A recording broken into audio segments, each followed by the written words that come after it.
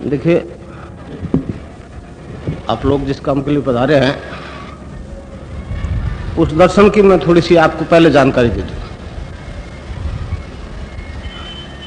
ये वैदिक दर्शन का, जिसे आज हिंदू दर्शन कहा जाता है, बहुत महत्वपूर्ण भाग है, क्योंकि आज धार्मिक जगत में कोई क्रियात्मक परिवर्तन नहीं आ रहा। इसलिए पहले इस दर्शन को थोड़ा सा आपको परिचित करवा दूं कि क्यों होगा, कैसे हो रहा है, क्या कारण है। क्योंकि हिंदू धर्म में कल्पना की कोई गुंजाइश नहीं। कल्पना करवाई जा रही है, मुझे मालूम है, मगर एक तरफ तो हमारा दर्शन कहता है वो परम तत्व जो है कल्पना अतीत है। फिर कैसी कल्पना? आज तो हमने हिंदू धर्म को बहुत संकीर्ण दायरे में कैद कर लिया है। हिंदू तो वसुदैव कुटुंबकम के सिद्धांत में विश्वास रखता है, मनुष्य मात्र को ईश्वर की संतान मानता है। वैदिक वाक्य है सर्वम खलविदम ब्रह्म, जो कुछ दिख रहा है वो एक ही परम सत्ता का विराट स्वरूप है, विभिन्न रूपों में वही वो है और कुछ है ही नहीं। ये दर्शन है वास्तव में। ठीक है, देखिए, उत्थान और पतन एक प्रकृति का सिद्धांत है, अटल सिद्धांत है, उसे नहीं रोका जा सकता। तो उस सिद्धांत के अनुसार हमें पतन के काल से गुजरते हुए आ रहे थे।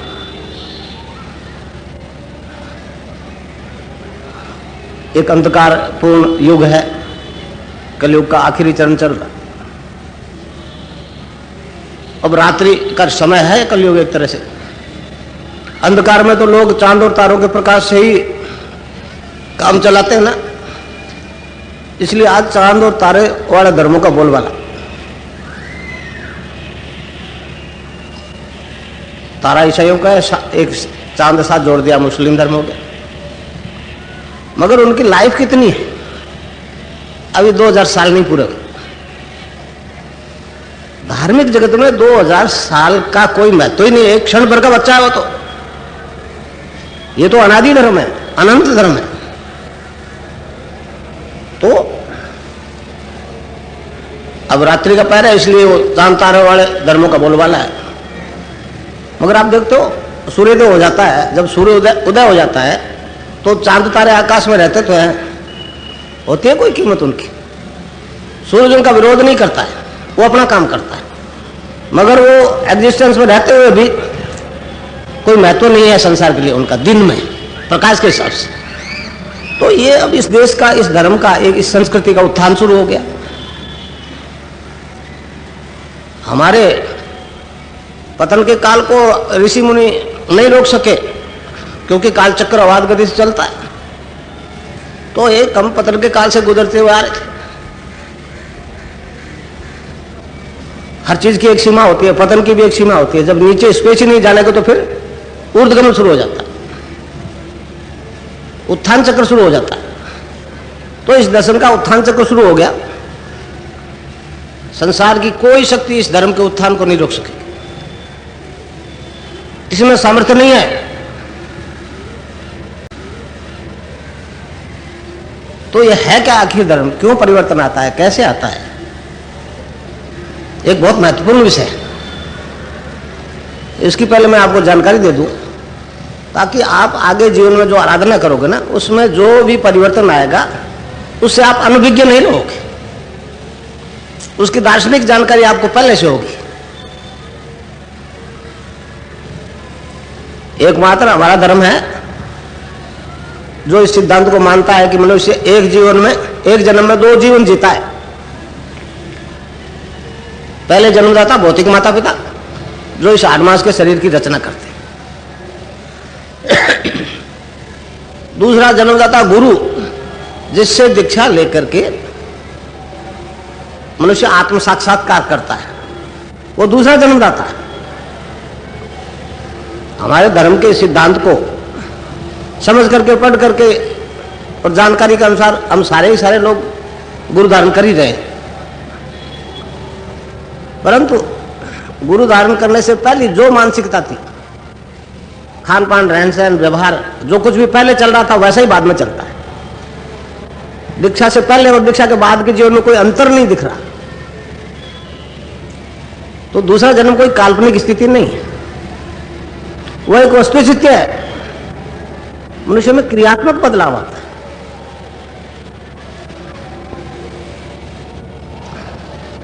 ये तो मतलब मानव धर्म है, मानव धर्म। मेरे शिष्यों में तो सभी जाति के लोग हैं। अब शरीर का सिस्टम तो सबका एक जैसा है, परिवर्तन भी सब में एक जैसा आ रहे हैं। मैं तो कह देता हूं, हिंदू कभी धर्म परिवर्तन में विश्वास नहीं रखता। वो तो मनुष्य के रूपांतरण की बात करता है, मनुष्य के परिवर्तन की बात बताता। कितने ईसाई मुसलमान बना लिए, कर क्या लिया? तो मैं तो कहता हूं आप जिस धर्म में हो बैठे रहिए, मगर अपने विकास की एक क्रियात्मक विधि है, उसके अनुसार अपनी शक्तियों को चेतन करके जीवन में उपयोग लो। गुरु के पास देने लेने में कुछ नहीं होता। देखिए मैं आपको जो सिस्टम मेरा है वही सब आप सबका है। आप जन्म से पूर्ण हो, आपको इसकी जानकारी नहीं है। मैं कुछ नहीं दूंगा आपको, मैं तो एक आराधना का तरीका बताता हूं, उससे आप अपनी असलियत जान जाओगे। आप क्या देने लेने के पास किसी के पास कुछ भी नहीं भैया। बाहर से आपको उम्मीद करने की आवश्यकता ही नहीं। जो कुछ है अंदर है उसको चेतन करने का एक तरीका है। देखिए मनुष्य को हिंदू जो है, हिंदू धर्म जो है ईश्वर का स्वरूप मानता है। गीता में 13वें अध्याय में एक श्लोक है 22वां, उसमें भगवान कृष्ण ने मनुष्य की व्याख्या की है, डेफिनेशन की है कि मनुष्य क्या है। तो कहा है कि मनुष्य इस शरीर में स्थित हुआ भी पर है। पर का मतलब त्रिगुणातीत है, ईश्वर है। आगे कहते हैं परंतु वह प्रारब्ध कर्मवश करता भरता भोगता अनुमंता इत्यादि के हिसाब से संसार में व्यवहार कर रहा है। और अंत में कहा कि सच्चाई है कि वो परमात्मा है। तो इसका स्पष्ट अर्थ है कि मनुष्य जीवन में अपने उस उच्चतम विकास को कर सकता है। कोई आश्चर्य नहीं। योग दर्शन भी यही कहता है, केवल पद पर पहुंचने की बात करता है, पुरुष ज्ञान प्राप्त करने की बात करता है। कुंडलिनी महाविज्ञान भी ये कहता है कि कुंडलिनी जागृत होकर सहस्रार में पहुंचा, उसी का नाम मोक्ष है। तो ये क्रियात्मक परिवर्तन है, कोई कल्पना नहीं है। तो गुरु एक तरीका बताता है जिससे साधक आराधना करने शुरू करता है तो उसमें परिवर्तन आना शुरू हो जाता है। समझे? तो ये गुरु शिष्य परंपरा में दीक्षा का एक विधान होता है। अलग अलग पंथों में, अलग अलग मतों में अलग अलग तरीके होते हैं दीक्षा के। मैं जो दीक्षा दे रहा हूं वो ये एक नाथ मत की देन है, इसे शक्तिपात दीक्षा कहते हैं। शक्तिपात का मतलब कोई बाहर से चीज आप में उड़ेली जाएगी ऐसा कुछ नहीं है। मोटे तौर से समझाऊं कि एक दीपक जल रहा है, आपके दीपक में तेल बाती सब कुछ है, उससे जुड़ जाइए, प्रकाश हो जाएगा। मोटे तौर से मेरे पास कोई ऐसी एडिशनल चीज नहीं है जो आपके पास नहीं और मैं आपको दे दूं। आपके पास तो सब कुछ है, जन्म से सब कुछ है, मगर आप उन शक्तियों को चेतन करके जीवन में उपयोग लेने का तरीका नहीं समझ पा रहे। बस इतनी सी देर, और उसमें देर भी नहीं लगती। देर तब लगे जब कुछ करना कराना हो। कुछ भी नहीं करना है, पहले से करा कराया तैयार ही है, आपकी जानकारी में नहीं है। मुझे मालूम है दीक्षा देने वाले गुरु बड़ा लंबा चौड़ा टाइम दे देते हैं, 10 साल लगेंगे, 15 लगेंगे, 20 लगेंगे, जब तक 10-20 हजार भी भेंट ले लेते। मैं तो कई दफे कहता हूं गुरु चला 20 साल रहेंगे, इसकी क्या गारंटी? और 20 साल बाद क्या हो जाएगा जो आज नहीं, वो अभी को नहीं शुरू हो जाए। तो ये क्रियात्मक योग जो है आपको तत्काल रिजल्ट देगा। अब कलयुग में देखिए, हर युग में हमारे दार्शनिक ग्रंथों के अनुसार आराधना का तरीका तय होता है। सतयुग का अलग था, त्रेता का अलग था, द्वापर का अलग था। मनुष्य की सामर्थ्य और शक्ति को ध्यान में रखते हुए आराधना तय की गई है हमारे धर्म में। अब कलयुग में क्योंकि मानव की सामर्थ्य और दूसरे दूसरे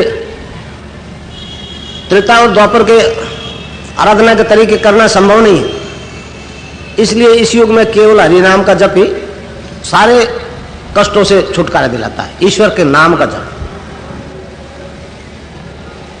समझेंगे सब? नाम जप को भगवान कृष्ण ने सबसे उत्तम यज्ञ की संज्ञा दी है गीता में। 10वें अध्याय में अपने स्वरूपों का वर्णन किया है जब भगवान ने, तो 25वें श्लोक में है कि यज्ञों में मैं जप यज्ञ हूं, नाम जप सबसे उत्तम यज्ञ।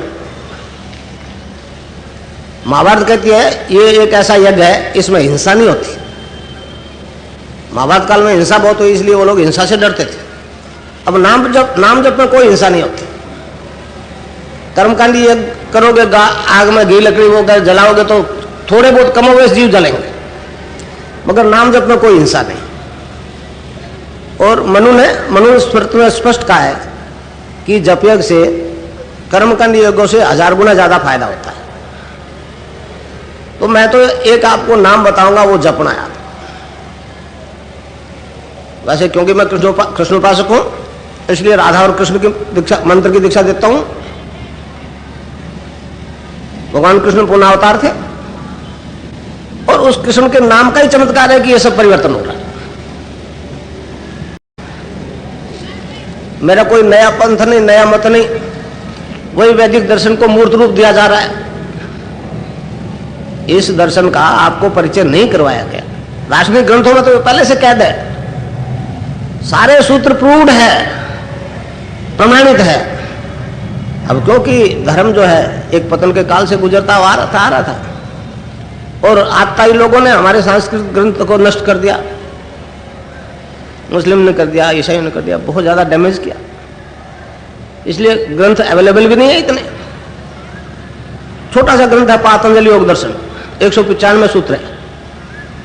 अब तो लोग जानते होंगे, मगर पहले बहुत कम लोगों को इस ग्रंथ की जानकारी थी। और पातंजलि ऋषि ने 195 सूत्र में मनुष्य को केवल पद तक पहुंचा दिया। तो वैसे आप पातंजलि योग दर्शन को पढ़ोगे तो आपको एक तिलस्मी उपन्यास जैसा लगेगा, क्योंकि उसमें ऐसे ऐसे परिवर्तन की बात कही गई है जो मानव के दिमाग को स्वीकार ही नहीं है। ऐसा कैसे संभव है? मगर जब मैं जो दीक्षा देता हूं उसके बाद में आप आराधना करोगे तो पातंजलि योग दर्शन में वर्णित सभी सिद्धियां मेरे साधकों को हो रही है। उसमें जितना भी सिद्धियों का वर्णन है वो सभी प्रकार के परिवर्तन मेरे लाखों शिष्यों में आ रहा है। पिछले 10 साल से यही हूं मैं, तो यही काम कर रहा हूं, तो हो गए होंगे 4-5 लाख शिष्य, और सब में परिवर्तन आ रहा है। ये पातंजलि योग दर्शन में वर्णित सारी सिद्धियां प्राप्त हो रही, स्वतः हो रही है केवल नाम जप से। तो मैं आपको जो नाम बताऊंगा उसको जपना है। इसमें आराधना के 2 तरीके, एक तो नाम जप। अब नाम जप में भी 3 प्रकार की मोटे तौर से प्रक्रिया होती है। एक तो जैसे उच्चारण करके जपो, एक में ओठ जीभ तो हिलते मगर आवाज नहीं निकलती, और जो तीसरा प्रकार है उसमें मुंह बिल्कुल बंद रहता है, जीभ का प्रयोग बिल्कुल नहीं, मन ही मन जपा जाता है।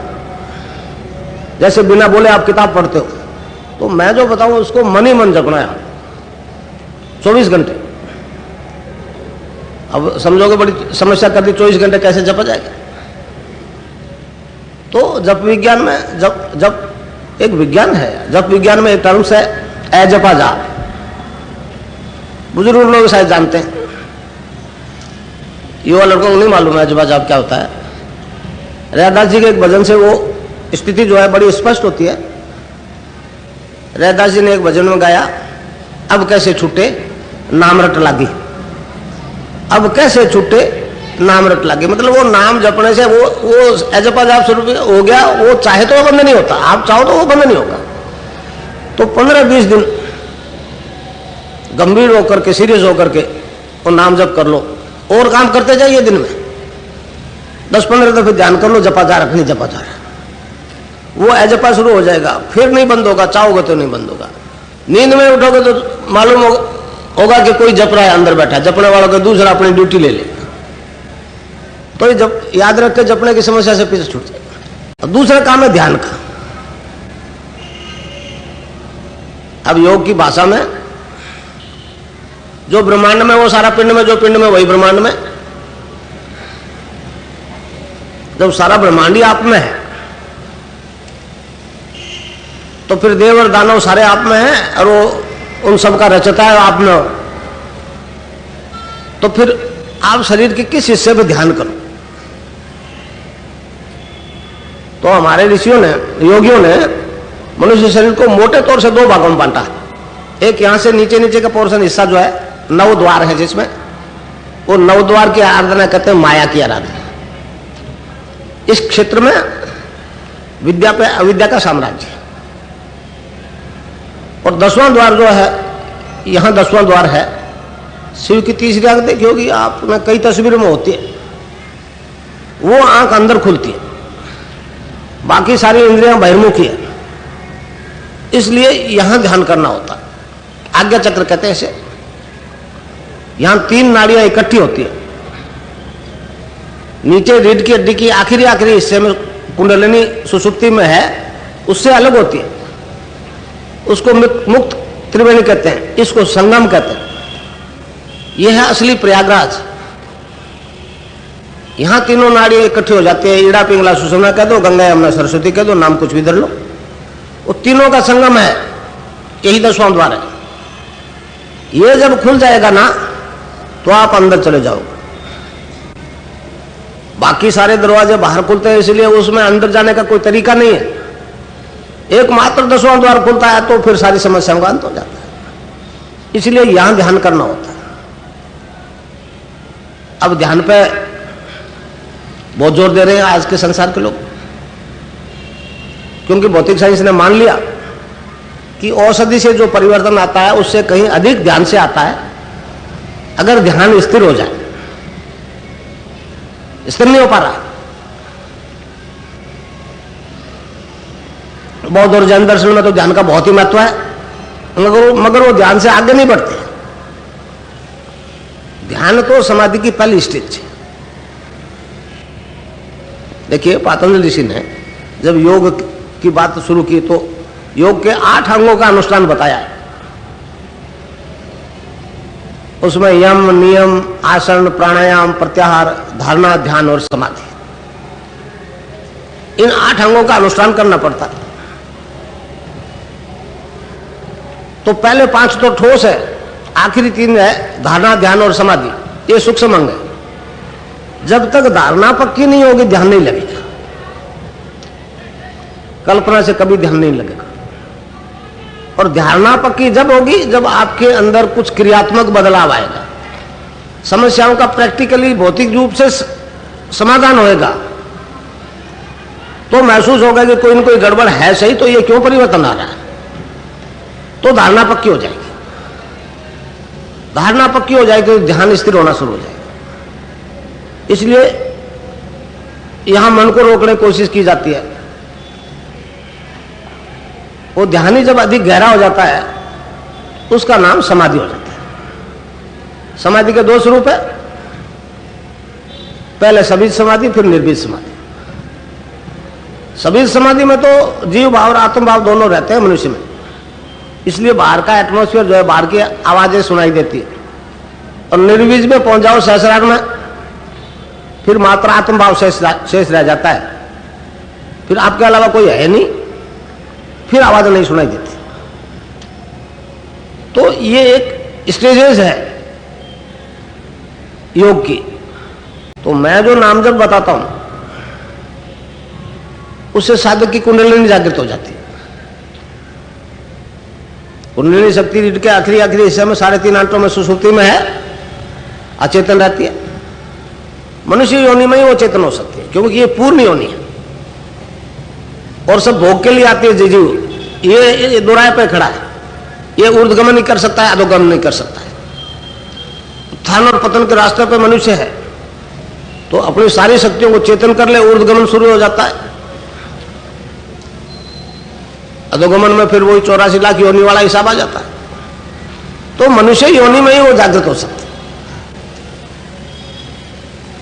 अब कई लोग कह देते हैं क्या पता लगेगा कुंडलिनी जागृत हो गई। भाई जब पता ही नहीं लगे तो फिर सोए रहने दो, क्यों इस झंझट में फंसते हो भाई। आपको क्या दुनिया को पता लगेगा ये क्या होगा, एक क्रियात्मक परिवर्तन आएगा, आश्चर्यजनक रिजल्ट मिलेगा। सारे शारीरिक रोग खत्म हो जाएंगे, सारे मानसिक रोग खत्म हो जाएंगे, सभी नशों से सहज में मुक्ति हो जाएगी। और ये जो परिवर्तन आएगा ठोस फिलोसफिकल ग्राउंड्स पर आएगा, दार्शनिक आधार पर आएगा, कल्पना पर नहीं आएगा। इसमें कल्पना की कोई गुंजाइश नहीं हमारे धर्म में। करवाई जा रही है, मैं जानता हूं, मगर रिजल्ट क्या है? अब दो प्रकार से ये योग चल रहा है। एक तो नाथ संप्रदाय के सन्यासी, वो श्वास पे जोर देते हैं, वो हठ योगी कहलाते हैं। वो श्वास को अंदर खींच के रोक लेते हैं। जब तक श्वास रुका रहता है तो मन में स्थिर रहता है, ये बात ठीक है। मगर जो ही श्वास चला कि मन चलायमान हो जाता है, पार नहीं पड़ रही है नाथों की। इसमें गुरु जो है मन को रोकता है। गुरु क्या है? ये शरीर गुरु नहीं हो सकता। गुरु तो अजर अमर है, अनादि अनंत। ये नाथ जी थे, उनकी कृपा हो गई, इसलिए भी ये परिवर्तन आ रहा है। गुरु तो वो थे। मुझे तो आदेश है बांटने का, बांट रहा हूं। आपकी तरह गृहस्थी व्यक्ति हूं, कोई विशिष्ट व्यक्ति नहीं हूं भैया, मैं महान व्यक्ति नहीं। और व्यवस्था चल रही है कि मैं को ऊपर बैठा दिया, आप नीचे बैठ गए, तो मैं मान नहीं हो गया, आप छोटे नहीं हो। ये तो एक व्यवस्था शुरू से चली आ रही है। तो जो परिवर्तन मुझ में आया वो मानव मात्र में आएगा। मनुष्य मनुष्य है, और मैंने लाखों को ये परिवर्तन मूर्त रूप से करवा के बता दिया। तो गुरु में गुरुत्वाकर्षण होता है, इसलिए गुरु का यहां ध्यान करवाया जाता है। अगर गुरुत्वाकर्षण है तो मन रुक जाएगा, और नहीं तो भाई प्रोफेशनल है तो फिर जीवन भर आंख बंद किए बैठे रहो, गुरु को भेंट चढ़ाते रहो, कुछ नहीं होना। मैं तो कह देता हूं दूसरा गुरु बदल लो। गुरु रोक लगाता है, मुझे यहां आके पता लगा। दूसरा गुरु धारण करके पता नहीं क्या हो जाएगा, नरक में चला जाएगा, द्रोह हो जाएगा। मैं तो मेरे शिष्य को कहता हूं 100 और बना लो, मुझे कोई परेशानी नहीं। 2 विद्या है, अपरा और परा। अपरा विद्या में पहली क्लास से लेके एमए तक कितने गुरु बदलते हो। ये परा विद्या, ये पैरासाइकोलॉजी है, इसमें भी गुरुओं के स्टेजेस अलग अलग है। तो रोक लगाने वाले बात मेरे समझ में नहीं आती। मैं नहीं लगाता रोक, मैं तो कहता हूं 100 गुरु और बना लो, कोई परेशानी नहीं। दत्तात्रेय जी ने कितने बनाए थे। तो इस प्रकार यहां गुरु का ध्यान करता है और नाम जब चल रहा है, इससे आगे आपकी ड्यूटी खत्म है। अब बताने वाले ने जो बताया है उसमें अगर सच्चाई है तो आगे का काम शुरू हो जाएगा, और नहीं तो जीवन भर आंख बंद किए बैठे रहो भैया, कुछ नहीं। ये 2 प्रकार है। अब ध्यान जो है उसके लिए एक ही शर्त है कि सुबह सुबह नहा धो करके सूर्योदय से पहले हो तो बहुत अच्छा। नहाने की सुविधा नहीं है, बिना नहाए भी बैठ सकते हो। किसी पे बैठ जाइए, जमीन पे बैठ जाइए, आसन बिछा लीजिए, किधर ही मुंह कर लीजिए, कोई नहीं फर्क पड़ता। भगवान कोई एक ही दिशा में नहीं बैठा है, वो तो सर्वत्र है, सर्वज्ञ है। और शेर की खाल बिछाओ कि कुछ आसन बिछाओ कि मृग की खाल बिछाओ, उसमें बैठा है भगवान घुसावा, जो आपको ऊपर बैठते ही मिल जाएगा। ये तो सब कर्मकांडियों के टोटके हैं, मेरे को इसमें कोई सच्चाई नहीं नजर आती। कहीं बैठ जाइए और नाम जब चालू है, आंख बंद कर लो और गुरु को यहां देखो। अब क्या होगा उससे? जो मैं आपको नाम बताऊंगा वो चेतन मंत्र है, एनलाइटेड है, उसमें प्राण प्रतिष्ठा की हुई है, असंख्य गुरुओं की कमाई है उसमें। मैं तो लुटाने निकला हूं दोनों हाथों से, समझे नहीं समझे? तो उससे नाम जब से आपकी कुंडलिनी जागृत हो जाएगी। अब कुंडलिनी शक्ति रीढ़ की हड्डी का आखिरी हिस्से में रहती है, 3.5 आंटे लगा करके सुसुप्ति में रहती है, अचेतन रहती है। जब वो जागृत हो जाएगी, चेतन हो जाएगी, तो सीधी ऊपर मुंह करके सुषुम्ना में खड़ी हो जाएगी।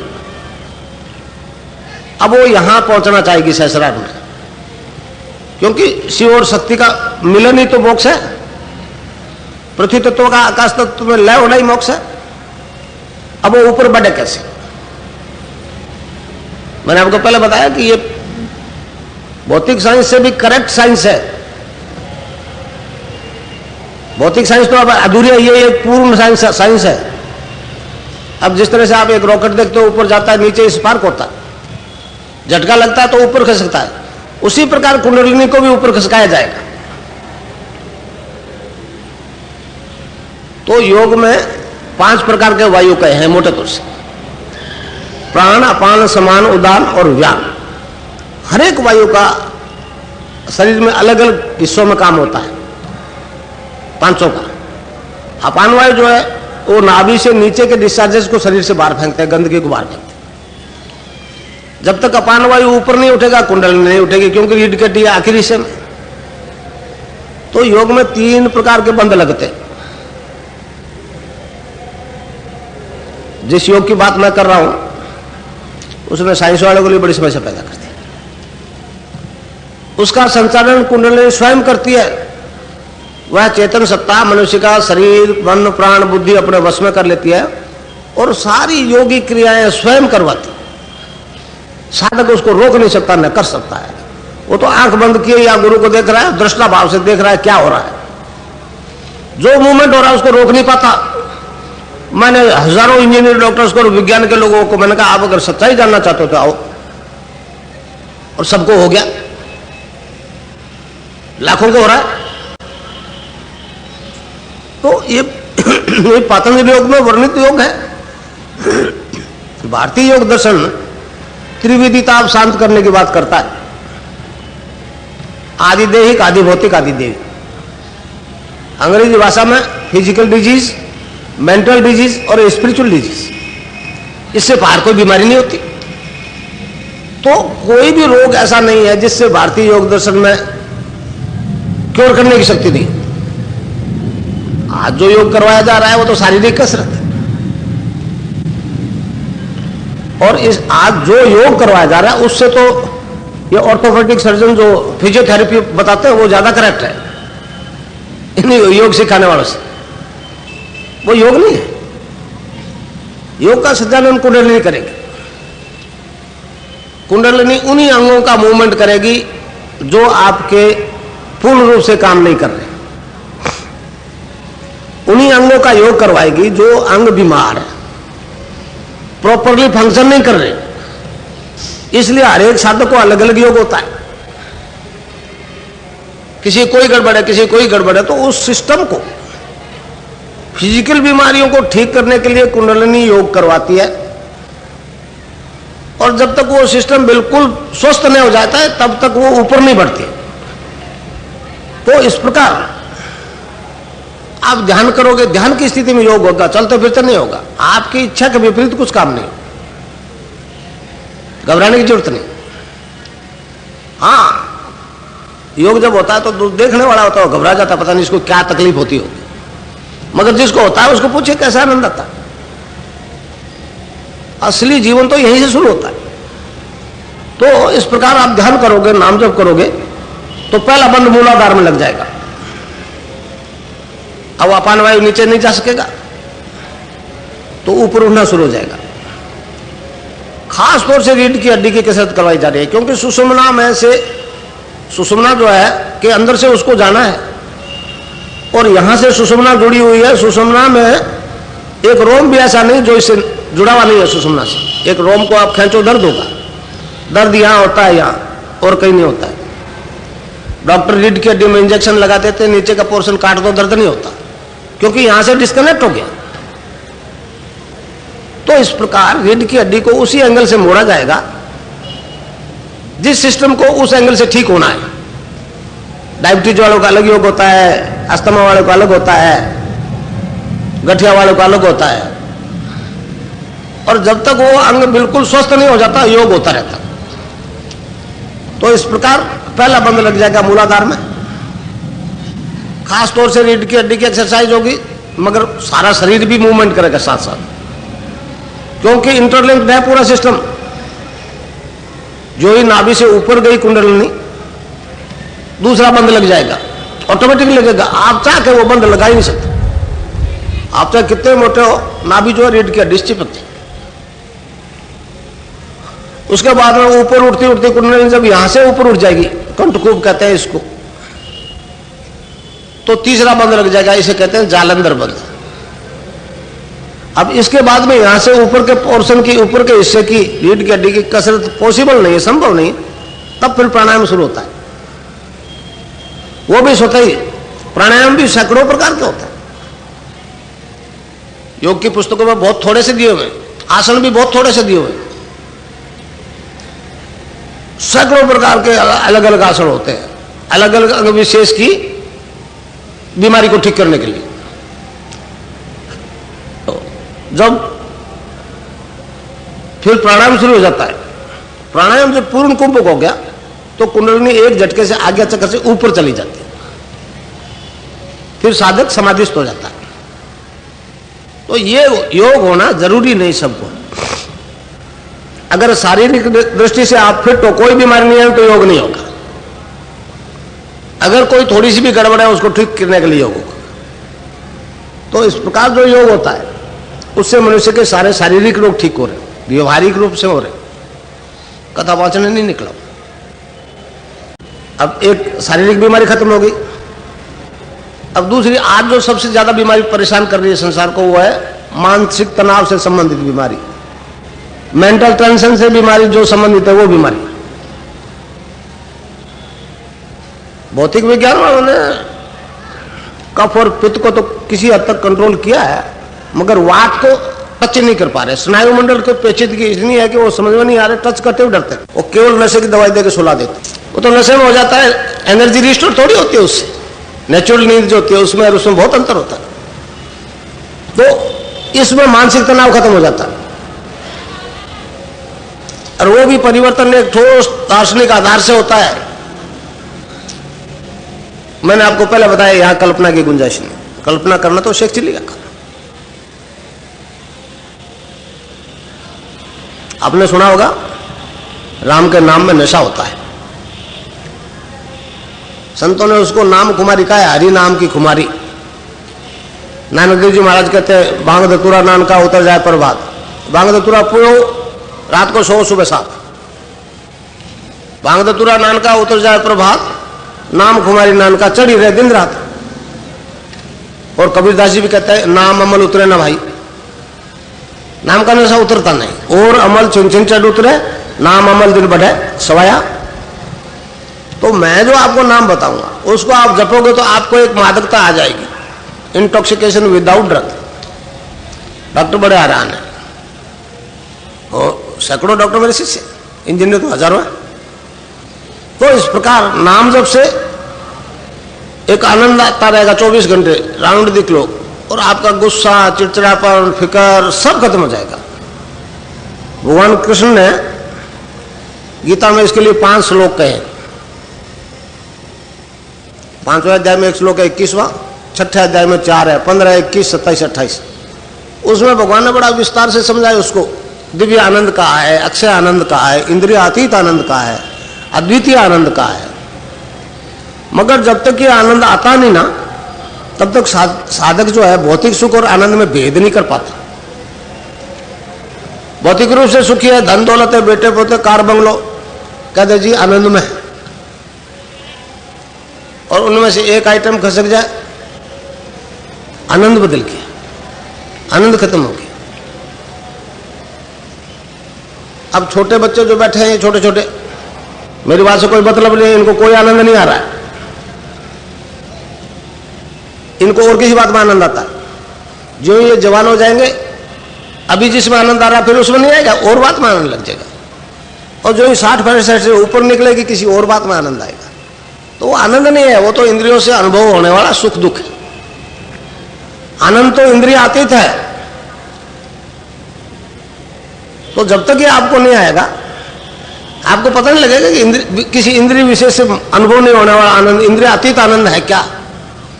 तो इस प्रकार आप नाम जप करो तो उससे आपको एक आनंद आने लग जाएगा। उससे फिर चिंता, फिक्र, गुस्सा, चिड़चिड़ापन सब खत्म हो जाएगा। उससे संबंधित बीमारियां, high blood pressure, low blood pressure, उन्माद, पागलपन, स्वतः ठीक हो जाएंगे। हजारों को हो रहे हैं। और तेल खाओ चाहे नमक खाओ, कितना ही हाइपरटेंशन नहीं होगा। वो तो एक मतलब सिस्टम से रिलेटेड बीमारी है ना, मेंटल टेंशन से संबंधित है। और हरि नाम के जब से जो आनंद आने लगेगा वो टेंशन खत्म हो जाएगा, उससे संबंधित उससे रिलेटेड सारी बीमारियां ठीक हो जाएगी, चाहे वो कोई है। तो इस प्रकार शारीरिक रोग खत्म हो जाएंगे, मानसिक रोग खत्म हो जाएंगे। अब दूसरा, आज जो संसार को सबसे ज्यादा परेशान कर रहा है वो है नशा, और पश्चिम से सबसे परेशान। मेरे पास डेनमार्क से एक लड़का लड़के आए, 2 औरतें लंदन से आई, दीक्षा लेके गई। उन्होंने कहा जी ये नशा हमको मारेगा, ये तो छूटता ही नहीं है। भौतिक साइंस वाले शराब छुड़ाते हैं, अस्पतालों में भर्ती करते, 2-3 महीने रहता है। जब शराब शाम को मांगता तो उसमें कोई ऐसी ड्रग डाल देते हैं जिसको पीने से जी मचलाता है, उल्टी होती है, उल्टी होती है। इस तरह से 2-3 महीने में छोड़ता है, बाहर निकलते पहले से दुगना शुरू कर देता, पार नहीं पड़ रही है। इसमें तो आंतरिक परिवर्तन आ जाता है। जिस चीज की बदबू सुगंध आ रही थी उसी की बदबू आने लग जाती, आप निकल नहीं सकोगे। मांग खत्म हो जाती है अंदर से, समझे। अब देखिए, मनुष्य जाति तो है 3 प्रकार की होती है, रजोगुणी, तमोगुणी और सतोगुणी। त्रिगुण में माया से सृष्टि की उत्पत्ति हुई। हर एक मनुष्य में 3 वृत्तियां होती है, एक प्रधान होती है, 2 गौण होती है। किसी में तमोगुण ज्यादा, किसी में सतोगुण ज्यादा, किसी में रजोगुण ज्यादा। और जो वृत्ति होती है वो जो अंदर मांग करती है वही सप्लाई करना पड़ता है। किसी आदमी को कुछ पसंद होता है खाने को, किसी को कुछ पसंद होता है, किसी को अलग अलग भिन्न भिन्न चॉइस होती है अपनी। वो अंदर जो वृत्ति सक्रिय है वो जब मांगेगी तो आपको सप्लाई करना पड़ेगा। और झगड़ा जब पैदा हो जाता है डिमांड और सप्लाई ना हो, जब डिमांड ही नहीं तो सप्लाई क्यों?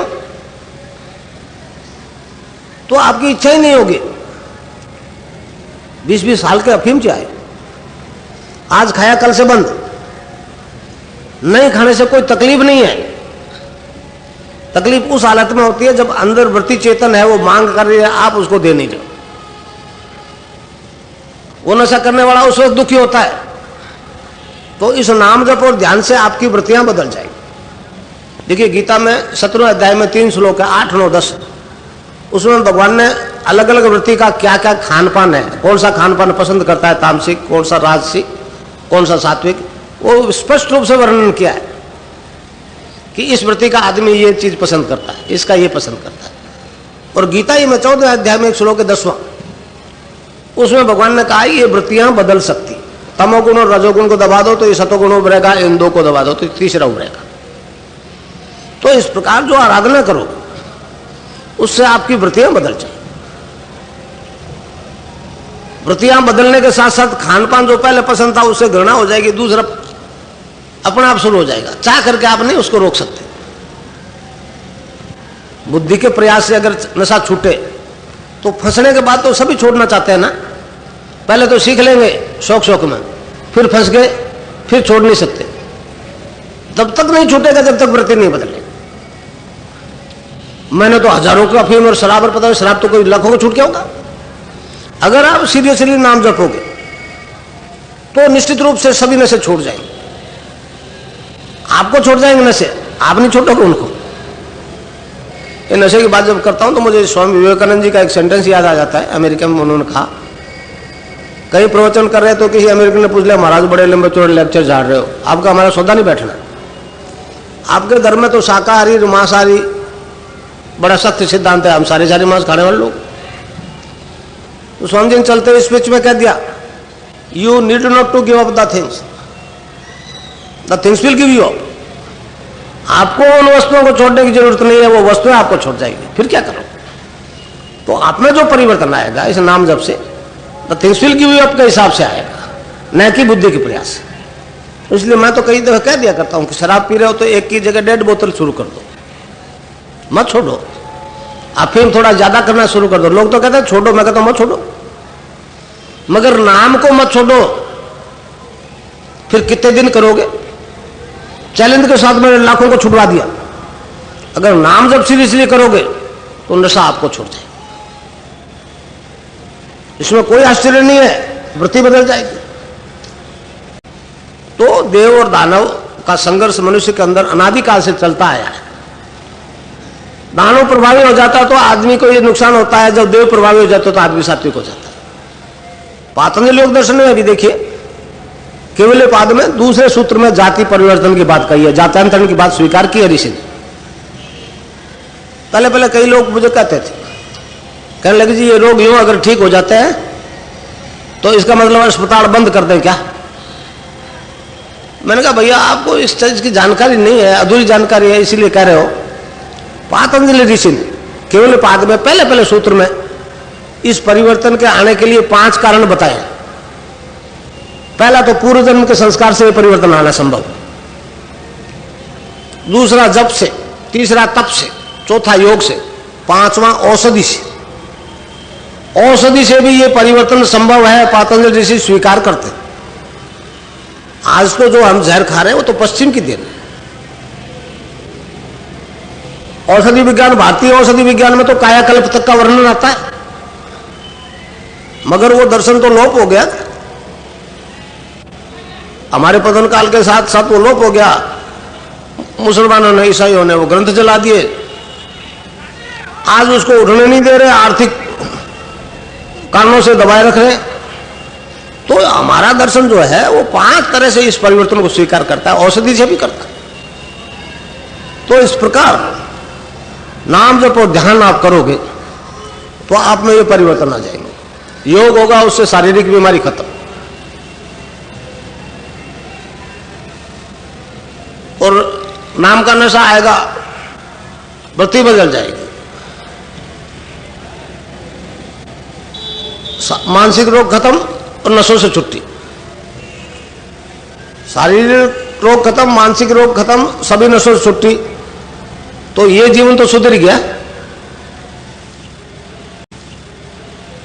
अब हमारे लोगों ने बहुत बड़ी गलती की 2। एक तो परलोक के लालच में ये लोक बिगाड़ लिए। अगर इस लोक में भौतिक रूप से परिवर्तन नहीं आएगा, रोटी नहीं मिलेगी, राम याद नहीं आएगा, इसलिए आराधना से पहले भौतिक जीवन में परिवर्तन आना चाहिए। और दूसरा, राम का नाम बुढ़ापे में ले लेंगे। अबे जवान छोरे नहीं समझते बुढ़ापा चीज क्या होती है, 70 साल से ऊपर निकल गया उससे पूछो। 100 तरह के रोग लग जाते हैं शरीर में, और रोग की तरफ ध्यान जाता है, राम की तरफ जाता ही नहीं, केवल पछताना शेष रहता है। इसलिए ये परिवर्तन भी युवावस्था में आना चाहिए। मेरे शिष्यों में 90% से ज्यादा युवा लोग, और खासतौर से साइंस के लोग। और मैं मान के चलता हूं कि जब तक अगर धार्मिक जगत में क्रांति करनी है तो युवा वर्ग जब तक चेतन नहीं होगा तब तक परिवर्तन नहीं संभव है। परिवर्तन, क्रांति अगर लानी है तो युवा वर्ग लाया है, आज तक लाया है, आगे भी लाएगा। अब दूसरे आराधना के तरीके रिजल्ट नहीं दे रहे, इसलिए वहां नहीं जाते, मेरे पास इसलिए आते हैं कि इसमें बड़ा अजीब तरह से परिवर्तन हो रहा है युवाओं में। ध्यान करने लगते हैं तो कंसंट्रेशन हो जाता है उनका। अगर यहां एकाग्र हो गया तो फिर किताब में भी हो जाता है। 3rd डिवीजन पास होने वाला 1st डिवीजन आ रहा है, और मानसिक तनाव होने से पढ़ाई में बड़ा मन लगता है। तो ये तो एक क्रियात्मक बदलाव है मनुष्य जाति में, अपनी शक्तियों को चेतन करके लाभ उठाना। ये कोई जादू नहीं है, ये मानव में ड्यू था। मानव जाति में ये विकास होना संभव है, ड्यू था, शुरू हो गया। कोई एबनॉर्मल बात नहीं हो रही है, समझे। अब आराधना में मैंने आपको बताया कि आप आराधना करोगे तो जो पातंजलि योग दर्शन में जो सिद्धियां वर्णित है वो सब आपको हासिल होगी। तो इस योग में अंदर और बाहर दोनों का विकास एक साथ होता है, साइमल्टेनियसली। आध्यात्मिक चेतना आती है, भौतिक शांति होती है। तो देखिए पातंजलि योग दर्शन में 4 चैप्टर है, समाधिपाद, साधनपाद, विभूतिपाद और केवल्यपाद। विभूतिपाद तीसरा पाद है, उसमें साधक को क्या क्या सिद्धियां प्राप्त होती है उसका वर्णन आता है। वो सारी सिद्धियां इस आराधना से आपको मिलेगी। तो एक ज्ञान प्राप्त करने की बात है विभूतिपाद में 33 और 36 दो सूत्रों में उसका वर्णन आता है। उस ज्ञान का नाम है प्रातिभ ज्ञान। ऋषि ने उसको प्रातिभ ज्ञान की संज्ञा दी है। वो स्वतः प्राप्त होता है आराधना में। जब प्रातिभ ज्ञान प्राप्त हो जाता है तो साधक को 6 प्रकार की सिद्धियां हो जाती है। पहली सिद्धि है उनमें से ध्यान और समाधि की स्थिति में अनिश्चित काल के भूत भविष्य को देखना सुनना, अनलिमिटेड पास्ट और फ्यूचर को देखना सुनना, उसका सेल्फ रियलाइजेशन और सेल्फ विजुअलाइजेशन करना। भौतिक साइंस मानती है ना, सिद्धांत स्वीकार कर चुकी जो शब्द बोला गया वो ब्रह्मांड में रहता है। अगर प्रॉपर मशीन हो तो सुना जा सकता। हमारा योग दर्शन कहता है कि जब शब्द है ब्रह्मांड में तो बोलने वाला भी रहा होगा, उसके बिना कैसे आया शब्द, कहां से आया? उसको बोलते हुए देखा सुना जाना संभव है। आगे कहता वो तो पास्ट है, वो तो फिल्म पहले बन गई, डन इज डन, वो अनडन नहीं हो सकता। अनिश्चित काल के भविष्य को देखा सुना जा सकता। मैं नहीं कह रहा, पातंजलि से नई बात कही है विभूतिपाद में 33 और 36 दो सूत्रों में। तो अब ध्यान की स्थिति में, समाधि की स्थिति में आप जब इन चीजों को देखोगे, भविष्य को देखोगे, तो भविष्य में होने वाले सारे परिवर्तन देखोगे। जन्मना, मरना, घात प्रतिघात, घाटा नफा सारे देखेंगे। तो इस प्रकार अगर आपको अपने कई परिचित लोगों की डेथ दिख गई, मृत्यु दिख गई, किस कारण से होगी, अप्रोक्सीमेटली उम्र क्या होगी, वो करेक्ट टाइम नहीं मालूम कर सको। वो तो प्रकृति ने अपने अधिकार में रखा है। एक्सीडेंट से होगी कि बीमारी से होगी कि क्या होगी, और वो वैसे ही होती चली जाएगी, क्योंकि मरना तो सभी को है, निश्चित टाइम है सबका। वो एक नहीं सैकड़ों जब ऐसी घटनाएं आपके सामने आएगी तो आपको बड़ा आश्चर्य होगा कि ये मामला तो गड़बड़ है, जो दिख रहा है वही सत्य हो रहा है। और उस वक्त ख्याल आ गया कि ये जा रहे हैं तो तेरे को भी तो जाना है, बट नेचुरली ख्याल आएगा ही आएगा। तो आपको पता लग जाएगा कैसे जाओगे, किस उम्र में जाओगे। जीते जी मृत्यु से साक्षात्कार हो जाएगा। जब दूसरों वाली घटनाएं सही हो रही तो आप वाली गलत कैसे होगी, तब फिर आदमी घबराता है, मौत से बहुत डरता है। कोई नहीं मरना चाहता मगर एक भी नहीं बच पा रहा। अब जब बच ही नहीं पा रहे डरते क्यों भाई? पर माया ने एक ऐसा आवरण चारों तरफ आपके कर दिया कि मौत रूपी जो वरदान है, जो जन्म मरण के चक्कर से छुड़वाता है, वो बहुत उसकी शक्ल बड़ी भयावनी दिखाई देती है आपको। आप उसको स्वीकार नहीं करना चाहते, आप इसी जगत में रहना चाहते हो, मगर फिर भी वो ले जाती। जब आदमी को पता लगा कि इस तरह से मेरी डेथ होगी तो घबरा जाता है, बड़ा सीरियस होता है। फिर प्रार्थना करता है भगवान से, भगवान किसी तरह बचा ले। क्योंकि जब मौत सामने आती है तो जो जीवन भर कबाड़े किए वो सब सामने आ जाते हैं। दुनिया को झांसा दे सकता है, अपना आप कैसे देगा? जो घोटे किए हैं वो अपनी तस्वीर देख के मनुष्य घबराता है और बड़ा कंसंट्रेट हो जाता है, बचा ले भगवान। जो ही सीरियस हुआ कि कुंडलिनी सहस्रार में पहुंच जाती, मृत्यु का रहस्य क्लियर हो जाता है। कबीरदास ने एक जगह कहा है, जा मरने से जग डरे मोरे मन आनंद, कब मरियो कब पाइयो पूर्ण परमानंद। तो इस वक्त इस तरह से आप जो आराधना करोगे उससे आपका माया का आवरण क्षीण हो जाएगा। आप प्रकृति के रहस्य को खुली आंखों से देख सकोगे। फिर उससे मौत से डरोगे नहीं, बेसब्री से उसका इंतजार करोगे। कबीर बेचारे बड़े रहस्यवादी संत थे, गुरु नहीं थे, इसलिए उनमें तो जो परिवर्तन आया वो तो आ गया, मगर वो दूसरे को किसी को परिवर्तन नहीं कर सके। उन्होंने जो वाणियों में भजनों में गाया है बड़ा स्पष्ट शब्द से बोला है। एक वाणी में गाया, जल विच कुंभ कुंभ विच जल है बाहर भीतर पानी। मतलब पानी से घड़ा भरा हुआ है और पानी के अंदर रखा हुआ है तालाब में। घड़े के अंदर भी पानी है, बाहर भी पानी है। जल विच कुंभ कुंभ विच जल है बाहर भीतर पानी, विघटा कुंभ जल जल ही समाना, ये गति विरले न जानी। वो कहता है जी घड़ा पानी से भरा हुआ है, अंदर रखा है तालाब के, अगर घड़ा गल जाए तो बाहर वाले पानी में अंदर वाले पानी में भेद कर सकोगे क्या? वो तो एक हो गया। तो भैया ये शरीर रूपी घड़ा गल जाएगा, आप अपने असली फॉर्म में बदल जाओगे। कोई आश्चर्य नहीं है, कोई अचंभा नहीं है।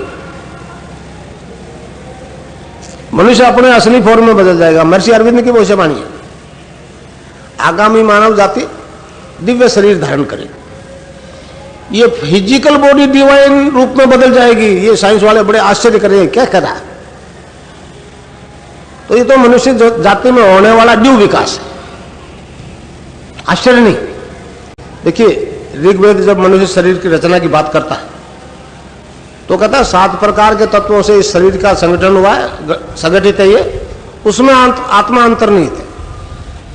और फिर जब वो अलग अलग तत्व की बात करता है, सेल्स की बात करता है, तो पहले मैटर से शुरू करता है, अन्न से बनने वाले कोष, ठोस पदार्थ से शुरू करता है वो, अन्न से बनने वाले कोष, अन्नमय कोष, प्राणमय कोष, मनोमय कोष और विज्ञानमय कोष, फिर आनंदमय कोष, चित्तमय कोष और सत्यमय कोष। तो इस प्रकार 7 कोषों में से 4 कोष खूब चेतन हो गए, अन्न, प्राण, मन और विज्ञान।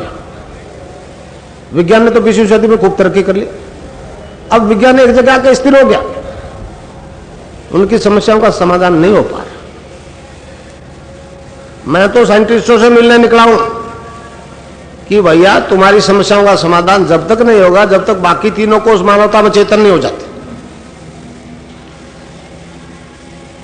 जब 4 चेतन हो गए तो 3 चेतन होने का कोई तरीका है? वो बात केवल भारत जानता है, भारत का वेदांती जानता है, संसार का कोई धर्म कोई दर्शन नहीं जानता। तो इस आराधना से पहले आपका आनंदमय कोष चेतन हो जाएगा, फिर सत्य में चित्त में पहुंच जाओगे, फिर सत्य में पहुंच जाओगे। तो इस प्रकार 7 कोष चेतन हो जाएंगे, आप अपने असली रूप में बदल जाओगे। कोई जादू नहीं, कोई करिश्मा नहीं, क्रियात्मक विकास है आपका। और हर जाति के हर धर्म के लोगों मारा तो मानवीय धर्म है। तो इस प्रकार केवल नाम जप और ध्यान से आप में ये परिवर्तन आएगा। अब मनुष्य को ईश्वर का स्वरूप क्यों मानना है? एक चीज तो आपको मालूम है, 5 तत्व से शरीर बना, आकाश, वायु, जल, अग्नि, पृथ्वी।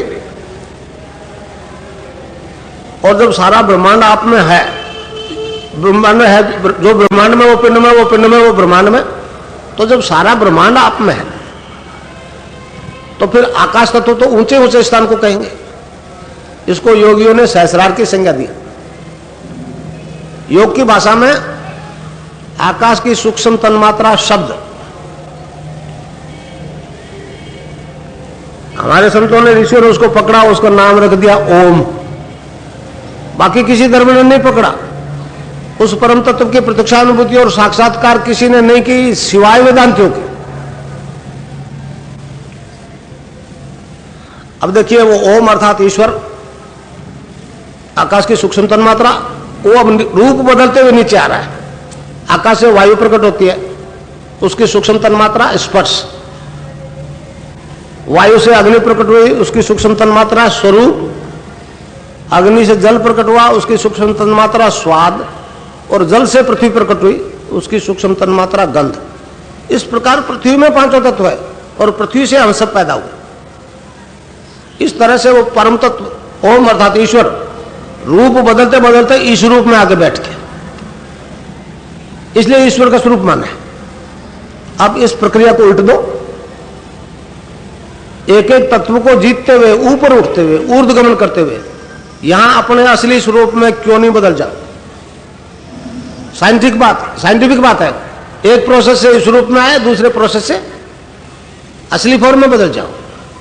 तो कुंडलिनी जागृत होकर ऊर्ध्वगमन करती हुई सहस्रार में पहुंचती है, उसी का नाम मोक्ष है।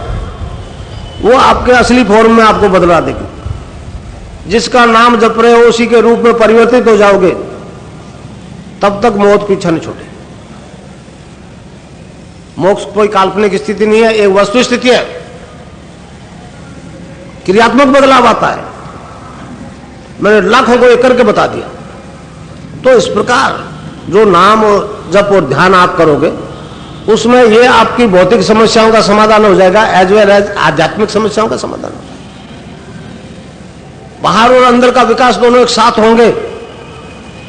यही एक आराधना ऐसी है जहां कुंडलिनी जागरण का सब्जेक्ट है, उसमें भोग और मोक्ष दोनों साथ चलते।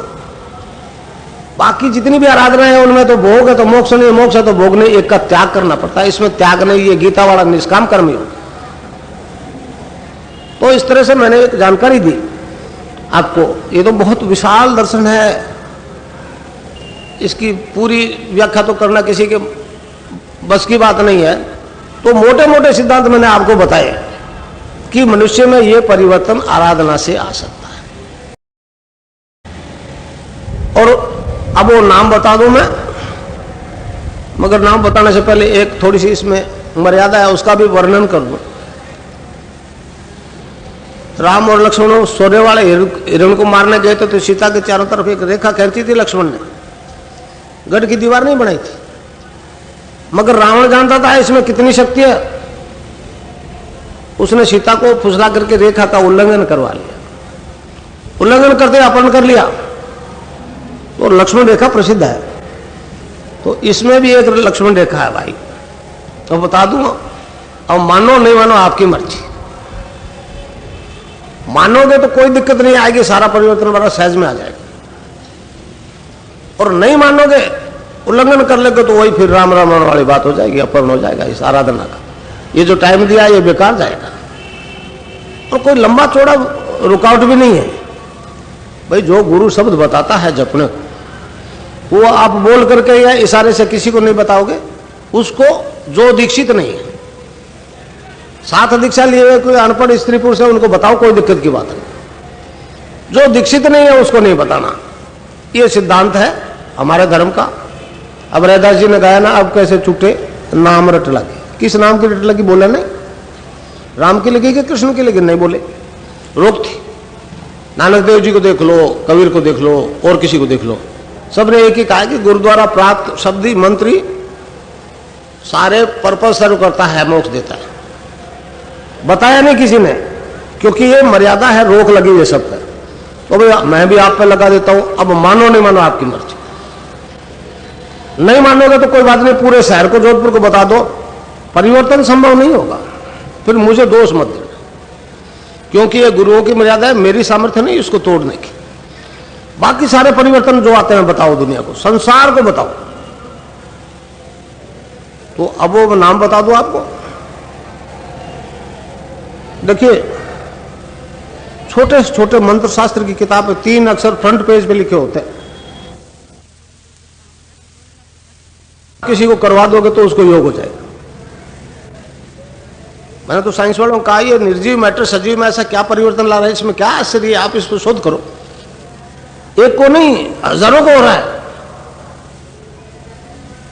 आप भी अगर जो आपके पड़ोसी में या बच्चे या और कोई मेरी फोटो सामने रख दो और कहो जी इस फोटो को ध्यान से देखो, फिर आंख बंद करके यहां इसको फोटो को देखो, तस्वीर को देखो, योग शुरू हो जाएगा। एक का नहीं, हजारों को हो जाएगा और ऑटोमेटिकली बंद हो जाएगा। तो बड़ा अजीब रिजल्ट मिल रहा है संसार में। ये हिंदू दर्शन का एक मूर्त रूप है। केवल घंटी बजाने तक हिंदू दर्शन से नहीं है। तो अब ये पर्चा बांट दे, आपको पर्चा नहीं मिले उसको मांग के ले लेना। ये पर्चा कोई भी देख ले, कोई मुश्किल नहीं है, कोई दुविधा नहीं है, कोई पर्चा देख ले, इरादतन नहीं बताना। ये ऐसा कोई गोपनीय डॉक्यूमेंट नहीं है। पर्चा किसी ने देख लिया तो देख लिया, आप इरादतन नहीं बताओगे। तो अब ये पर्चा बढ़ जाए तो उसके बाद में मन ही मन जपना, होठ जीभ नहीं।